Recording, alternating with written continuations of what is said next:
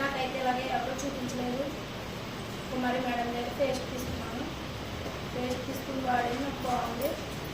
నోరు కూడా స్మెల్ తగ్గింది, పిల్లలు తగ్గింది అనేసి వాడాను. వాడి మేడం ఇలా నాకు లివర్ కొవ్వు పెట్టిస్తుంది అన్నారు. అంటే సరే అమ్మ దీంట్లో ఉంది అనేసి నాకు ప్యాక్సెల్ ఇచ్చారు. ప్యాక్సెల్ మేడం ప్యాక్సెల్ వాడాను. నాకు ఇప్పుడు టీవీ జబ్బులో దగ్గు వచ్చేసి ప్రాణం పోద్దేమో అనుకుంది. కానీ నేను హాస్పిటల్ చెక్ చేసుకుంటే కొవ్వు పెట్టిస్తున్నా, నువ్వు జాగ్రత్త చూసుకో, మెడిసిన్ వాడాలన్నారు. నాకు ఇంగ్లీష్ మందులు ఆడితే కొట్లో నిప్పుకుంది వచ్చేసి కాలు వచ్చేసి అసలు పడి కాదు. నా పరిస్థితి ఏమిటేమో సంవత్సరం బతుకుతానేమో చనిపోతాలే అనుకున్నాను. దేవుడి స్తోత్రం దేవుడికి ఎప్పుడు ప్రార్థన చేసుకునేదని. అయితే నేను ఇంకెక్కడికి వెళ్ళలేని పరిస్థితి, ఇంట్లోనే ఉండేదాన్ని. తండ్రి ఏంటి నా పరిస్థితి, నాకు ఎక్కడికైనా వెళ్దామన్నా భర్త సహకారంగా ఉందామన్నా నేను ఎక్కడికి వెళ్ళలేకపోతున్నాను. నా ఒళ్ళు సాగట్లేదు, నేను ఆరోగ్యం పొందుకోలేకపోతున్నాను.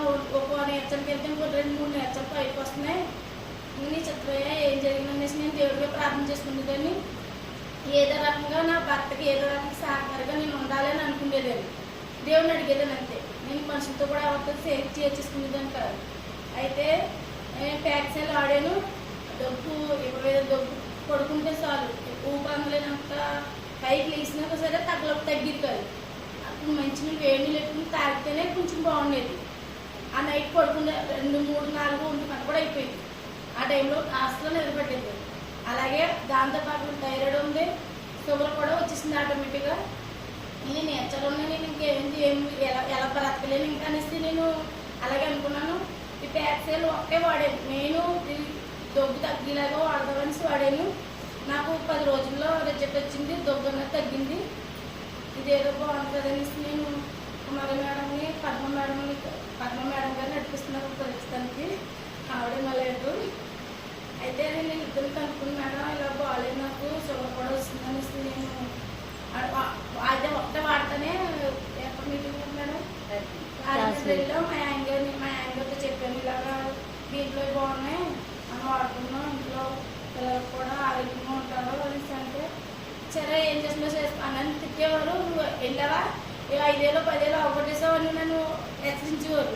నేను మాట్లాడేదాన్ని కాదు. నువ్వేం మాట్లాడకు, మేము దీంట్లో వాడుకుంటాను, నేను దీంట్లో డెవలప్ అవుతాను, నాకు ఆరోగ్యంగా ఉండాలి పిల్లలు దిగని. అంటే సరే ఏం చేసుకోమన్నారు అన్నాక రాజమండ్రి వెళ్ళాం. ఆయన పద్మ మేడం నేను తినేసి అమ్మ తెలుసుకుంటాను రా చూద్దామని. అంటే రాను మేడం, నేను ఆయన లేకపోతే నేను ఎక్కడికి వెళ్ళను. ఈ మాటలు వాస్తవం.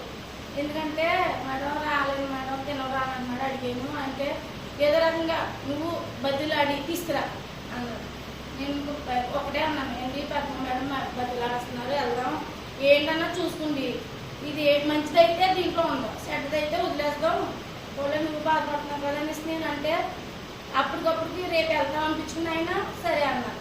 సరే అంటే నేను వెళ్ళాక అక్కడికి వెళ్ళాక కూడా 2 రోజులు తొలి రోజు మా ఆయన బోర్ కొట్టేసినట్టు ఆ సార్ కూడా వెళ్ళిపోయారు. వాళ్ళు ఒక్కడ ఉండడం వల్ల ఆడవద్దు బాధపడిపోయారు. ఇలా ఒక్కడే ఉంచేసారు నేను అనేసి బాధపడి వెళ్ళిపోదాం అన్నాడు. అయితే రేపు రోజు వెళ్ళిపోదాంలే అని నేను నైట్ చెప్పేశాను. చెప్పితే పొద్దుట ఈ మీటింగ్ ఉండి వెళ్ళిపోదాం అని చెప్తే సరే అనేసి మధ్యాహ్నం దాకా ఉన్నాం. మధ్యాహ్నం నుంచి ఆయనకి ఇంట్రెస్ట్ వచ్చేసింది. ఆటోమేటిక్గా సార్ చెప్పడం తనకి బుర్రకి ఎక్కేసింది. వెళ్ళిపోదామా, నాకైతే కుంపడి పడిపోయాను. నేను వెళ్ళిందా నేనే కుంపడి పడిపోయాను. అయితే వెళ్ళిపోదామా అనేసి నేను సాయంకాలం అడిగితే ఏమెంతావు దీంట్లో మనకి దేవుడు ఏదో మార్గం తెరిచాడు, నువ్వు నాకు వెళ్ళి మనం ఎక్కడే ఉన్నాం 3 రోజులు అనేసి నన్ను ఆయన ఆపేశారు. ఆపేసి సర్లే నీకు ఇంట్రెస్ట్ పెట్టింది కదని నేను ఎదురు అడిగేసాను.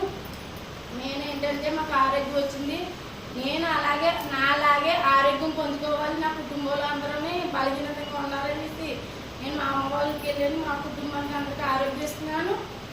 మా పిన్నికైతే కిడ్నీలో రాడుంది, వాసిపోయింది. తనని నెత్తుకున్నాను. నేనైతే నా తల్లిదండ్రులు ఎక్కలేదు కానీ తనని పాపం వాడబడి మా తోడుకలు కిడ్నీ తీస్తారు కాబట్టి తనకి ఇలా అయిపోద్దు అనేసి తనకి పద్మ మేడం తీసుకునేది. ఇలాగే పిన్ని ఎలాగంటే తను ఏంటి అన్నది కూడా నన్ను అడగలేదు. హాస్పిటల్కి వెళ్దాము స్కానింగ్ చేయించుకోలేక అనుకుంది. అంటే నేను సడన్గా వెళ్ళాను. వెళ్తే ఇలా బాగుంటుంది, నేను వాడుతున్నాను బాగుంది అని అంటే సరే అయితే నేను అంటే అప్పుడు అక్కడ ఉండే పద్మ మేడంని కుమారి మేడంని రప్పించాను.